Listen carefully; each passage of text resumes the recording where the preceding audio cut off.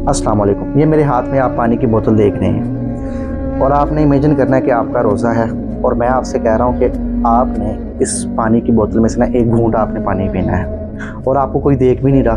ना मैं आपकी वीडियो बना रहा हूँ, एक कमरे में बंद हैं और आपको मैं पानी दे रहा हूँ और किसके बदले दे रहा हूँ? मैं आपसे चलो कहता हूँ कि यार मैं इसके बदले में आपको पैसे दूंगा, या मैं आपको कहता हूँ मैं इसके बदले में आपको आईफोन दूंगा। ये दो चीज़ें मैं आपको दिखा रहा हूँ, कह रही है मैं आपको इसलिए दूंगा कि आपने एक घूंट पीना है पानी का। तो या तो आप आगे से मेरे मुंह पर थप्पड़ मारेंगे, ठीक है, तो या आप कहेंगे भाई अल्लाह ताला का हुक्म है, ये मैं कभी भी नहीं तोड़ सकता। रोज़ा जो है वो अल्लाह के लिए रखा जाता है, पैसों के लिए थोड़ी रखा जाता है। आप मुझे 1 करोड़ क्या, आप मुझे लाखों आईफोन भी दें, मैं कभी भी रोज़ा नहीं तोड़ूंगा। क्यों? अल्लाह ताला की ज़ात मुझे देख रही है।